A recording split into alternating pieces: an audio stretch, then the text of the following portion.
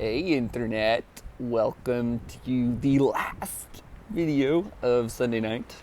As you may have guessed from my attire, we went on a little run this evening and are packing our bike helmet just to facilitate the potential ease of getting home.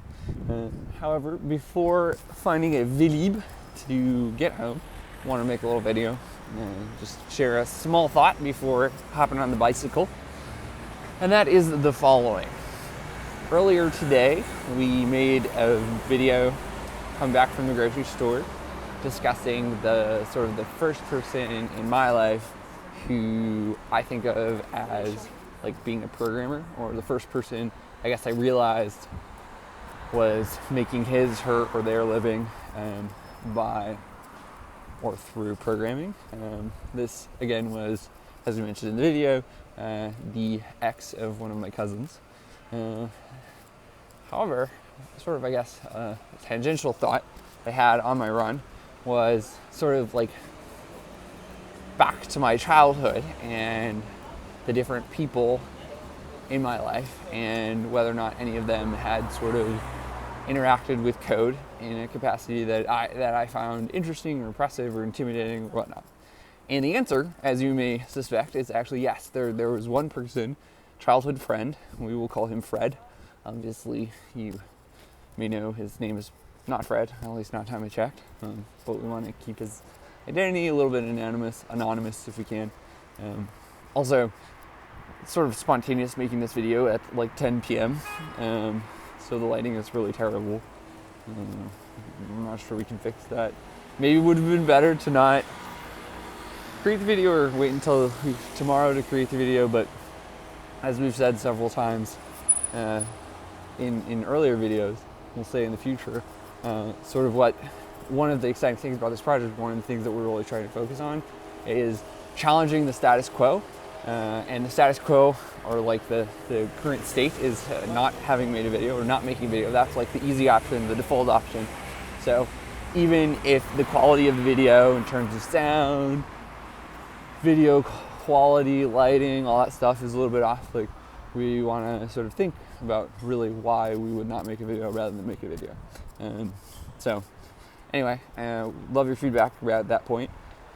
Probably articulate it better in another video, and we'll spend some time sort of thinking about a distilled version, but basically it's just like it's basically like if there's not a good reason to not make a video, then potentially make a video.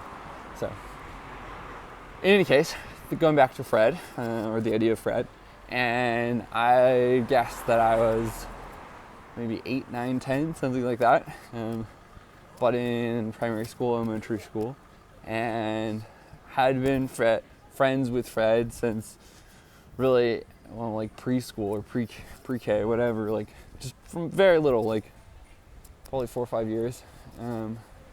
And Fred started getting into programming or computers, and his parents had a little bit more money than maybe my family, and so he had his own computer, and it was so cool. It was a Dell computer. I don't even know what the specs were. It would probably, be paltry compared to even just the phone that I'm using now. This is in the 1990s. And, after a few years, my parents got a family computer, which we could use. And Fred got really into playing video games. His parents were a lot more lenient than mine around the ability to play video games. So that was cool. But then one day I went to his house. We had play dates. Like Monday was, I think, at his house. Maybe it was Wednesday. And then Tuesday he would come over to my house, and my brother and I, whatever is the proper term, we would all hang out. In any case, one of the play dates where I went to his house, he lit up his computer so he could play video games, and then he was like, "Hey, check this out," and he like opened up what I suspect was the terminal. It was actually a Windows machine, so it probably wasn't the terminal. It was like whatever programming interface that you would use with Windows. opened it up, and he like wrote some code, and all of a sudden like his computer did some stuff. And I think it was like really basic. Sorry, I don't need to be degrading in any way, but what now seems like sort of simple or simple-ish terminal command lines, like maybe restarting your computer, printing your working directory, or changing a file name or creating a folder and stuff like that. And I admit, even when I was in my late 20s, like that stuff seemed really flashy and really intense as a non-programmer. But now, even just after a few months of programming, like that doesn't seem like it should be transformational, as I sort of reflected back to that time now. And just Fred, like he did a couple little tricks that maybe he had Googled, or he had a book or whatever. I'm not sure how he learned these things, but I just remember being like, oh my God, I wish I could do that. And what I find really interesting is sort of like one of the theses around this project. Oh man, that is very spectacular darkness.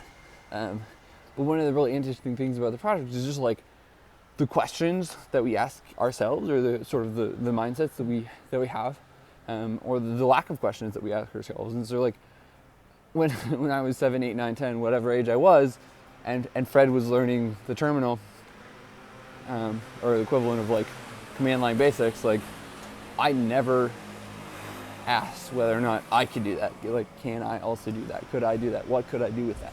I just like didn't have the context or confidence to sort of ask those questions.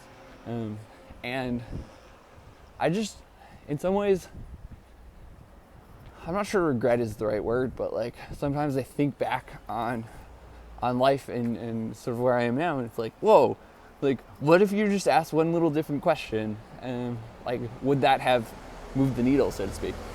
And if you use me as an example, I wonder if I'm not the only one, right? That has sort of had this form of experience, or has this sort of thought exercise. But then you think about the little versions of, not little versions, but like the other people out there who are young, 7, 8, 9, 10, or in their teens, or in their 20s, or in their 30s, 40s, 50s, whatever age, that just like haven't felt capable or interested in or aware of asking these types of questions, which once you ask them, like for me it was like 28, 29, once you ask them, you like start to question why, like why would it be impossible to learn a program? Like why do I believe that it would be impossible to learn a program? Why do I believe that I can't do that? Why do I believe that people have to be good at math in order to learn a program? Why do I believe that you need a CS degree and to like major in computer science? Why do I believe that I can't go back to school and get a major in computer science? Like they're just all of these constructed like false beliefs that I had adopted, that sort of like compounded in this one major false belief, and it's just interesting to think about. So in any case, getting close to home, guess we won't be riding our bike, but in summary, this video is just supposed to be a reflection around a childhood friend, an experience with a childhood friend, Fred, and sort of how when we were much younger than we are now, he started getting interested in some degree of programming and did some command line stuff, and I was just blown out of the water. And yet, being blown out of the water, it wasn't like competitive little Tolan. It wasn't competitive self that was like, oh, well, if he can do it, I can do it, like, or I'm gonna do it better. It was more like, wow, that's amazing. I like didn't even say I wish I could do it. I was just like, wow, that's amazing. I could never do that. And sort of thinking about the I can never do that mindset or mentality is interesting. So, in any case, do you have thoughts on this topic? Do you have thoughts on the sort of subject? Do you have experience? Do you have a childhood friend or childhood experience that childhood friend or childhood experience that sort of you can think about now in terms of like first memories of being exposed to programming, whether it's positive or negative? Would love to know. All right. Also, would like sort of take a poll on the community of whether or not the like atrocious lighting in these late night videos is as I might suspect, like actually problematic, meaning that like we shouldn't record any more night videos, or at least when we don't have the proper lighting night videos? Or, you know, is it that at least some of you, one of you, any of you, like, do you find it valuable to create the videos despite the poor lighting? And if so, you know, maybe we keep creating night videos and it'll be for a population of 1 or something like that. So, all right, we appreciate you watching. Look forward to connecting with you tomorrow, and hope you have a great rest of the Sunday night, and we'll see you again soon. Okay, time to get some light. Oh, light. Okay, cool. I'm gonna go. That's too much light. That's a little scary. In any case, we're gonna go home to bed. Gotta get up tomorrow, do some code. But anyway, have a great night and catch you again soon. Bye.